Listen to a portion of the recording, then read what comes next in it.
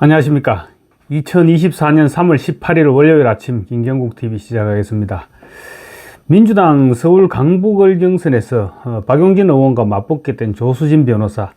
그런데 이 조수진 변호사가 다수의 성폭력과 미성년자 추행 등의 사건에서 가해자를 변호했던 것으로 지금 확인됐습니다. 박용진 의원에게 공천을 주지 않기 위해서 지금 이재명 대표가 내세우는 후보들 어떻게 한결같이 지금 논란의 소지가 있는 그런 인물들인 것 같습니다. 변호사가 범죄자들을 변호하는 것은 직업윤리상 비난할 수는 없는 일이죠. 그렇지만 돈을 벌기 위해서 파렴치범들을 변호하고 금전상의 이익을 분명히 취했을 건데, 그렇다면 명예직까지 탐하는 것은 맞지 않다, 이런 지적입니다.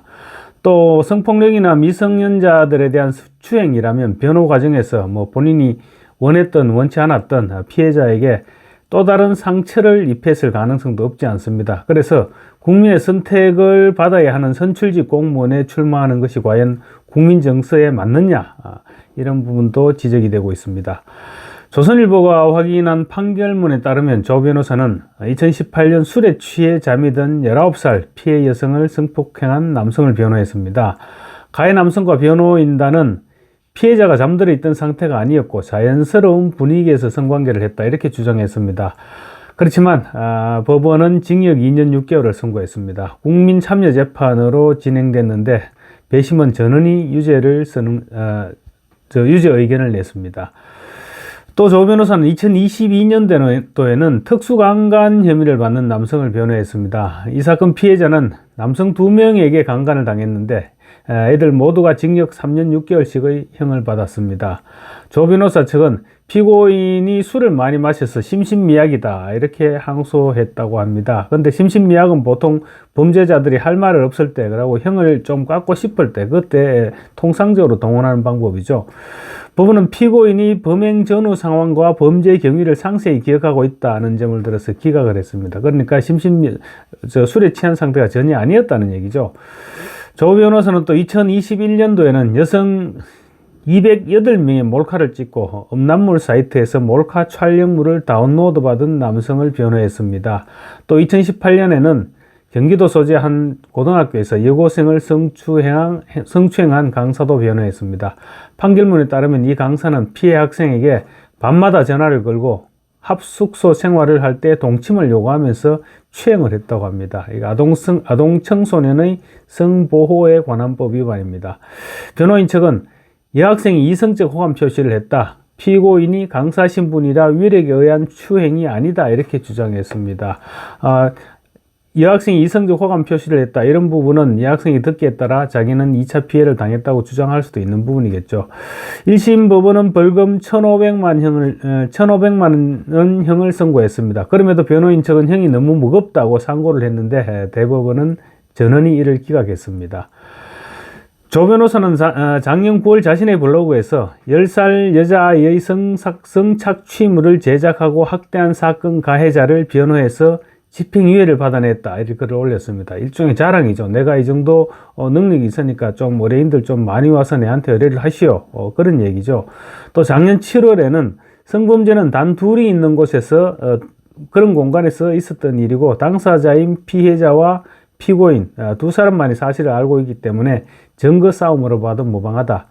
피해자에게 물적 증거가 없는 상황이라면 더욱 자신이 무고하게 고소당했다는 점을 입증하기가 쉬워진다, 이렇게 얘기했습니다. 조선일보가 공개한 조 변호사의 변호 기록을 보면 성범죄와 관련한 전문 변호사가 아니냐, 이렇게 할 수 있을 정도로 다양할 뿐만 아니라 블로그를 통해서 가해자들에게 처벌을 피할 수 있는 방법까지 안내했던 것으로 드러나고 있습니다. 블로그를 통해서 손님, 그러니까 의뢰인을 끌기 위한 광고였다고 할 수 있겠죠. 그렇지만 누군가가 그 글을 읽고 또 범죄 행위를 듣기 위해서 활용하지 않았다, 어떻게 장담할 수 있겠습니까? 조 변호사는 박 의원과의 경선에서 25%의 여성 및 신인 가산점을 받게 됩니다. 반면 박 의원은 하위 10%, 의원평가 하위 10%에 올라서 마이너스 30%의 감점을 받게 됩니다. 한 사람은 마이너스 30%, 한 사람은 플러스 25%입니다. 결과가 어떻게 될지 너무 자명하지 않습니까? 그리고 여기에다 또 경선 대상이 이재명 대표의 영향력이 직접적으로 미치는 전국 권리당원 70%, 그리고 강북을 권리당원은 30%로 줄었습니다. 그래서 조 변호사가 사실상 경선에서 이미 이긴 것이 아니냐, 그런 얘기까지 나오고 있습니다. 강북을은 15대 국회 이후 지금까지 민주당 계열의 후보가 한 번도 낙선한 적이 없었습니다.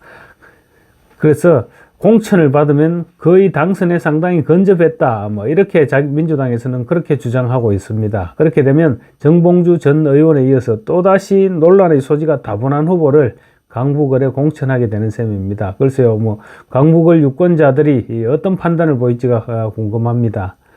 아마 이재명 대표는 조 변호사의 직업상 문제라는 이유로 들어서 문제를 삼지 않을 것입니다.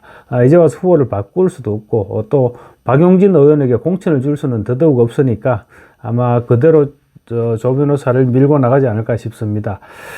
그렇게 되면 국민의힘 박진웅 후보에게는 절호의 찬스가 될 수 있겠습니다. 그렇지만 국민의힘에서 이 조수진 후보에 대해서 어떻게 후보를 사퇴하라든지 그런 공격을 하기에는 좀 힘들지 않겠나, 이런 전망이 나오고 있습니다. 왜냐하면 국민의힘이 국민추천제로 울산 남구갑 지역에 공천한 김상욱 변호사, 김 변호사가 대표 변호사로 있는 로펌에서도 아동과 여성을 상대로 성범죄를 저지른 범죄자를 다수 변호한 것으로 나타났기 때문입니다. 김 변호사 역시 변호사의 직업상 로펌에서 사건을 수임받아 처리한 것으로 법적 문제가 있거나 도덕적으로도 문제가 있다, 이렇게 볼 수는 없는 것입니다. 그렇지만 민주당 강북을 경선을 앞둔 조수진 변호사와 마찬가지로 돈을 선택했으면 명예를 탐하지 말아야 하는 것이 아니냐, 이런 지적이 일고 있습니다. 지역정가에서는 국민의힘 공천관리위원회가 강조한 국민 눈높이에 부합하지 않는다, 이런 비판도 제기되고 있습니다. MBN 취재의 결과 김상욱 변호사가 대표로 있는 법무법인 정성은 아동, 여성 등 사회적 약자를 상대로 성범죄를 저지른 범죄자를 다수 변호한 것으로 확인됐습니다. MBN이 입수한 울산지법 판결문에 따르면 법무법인 정성은 울산 초등생 의붓딸 성폭행 사건의 변호인으로 참여했습니다. 계부인 피고인은 무려 7년 동안 초등학생인 의붓딸에게 엄마에게 말하지 말라, 이렇게 압박하면서 수차례 성폭행을 했던 사건입니다.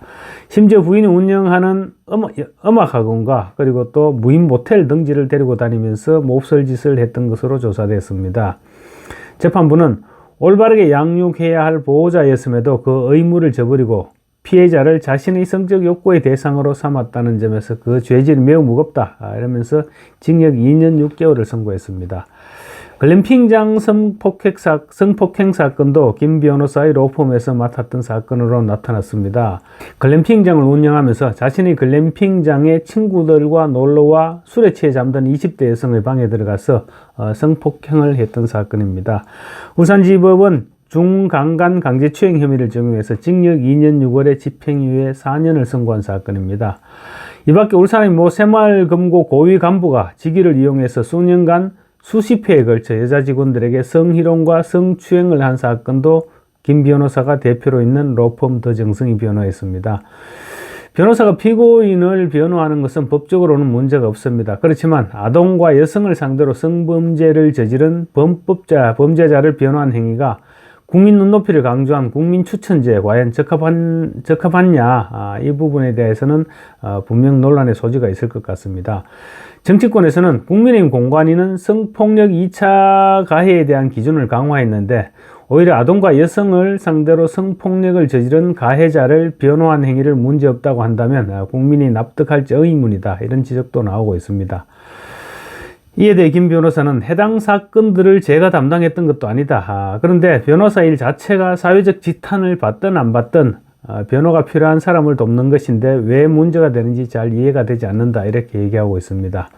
김상욱 변호사는 이미 지난 2012년 대선 당시 문재인 후보를 공개 지지선언하는 등 과거 민주당 관련 활동 경력이 드러나서 지금 논란이 일고 있는 상태입니다. 그런데 이번 파문까지 겹치면서 보수 지지층의 민심 위반이 우려된다, 이런 지적이 나오고 있습니다.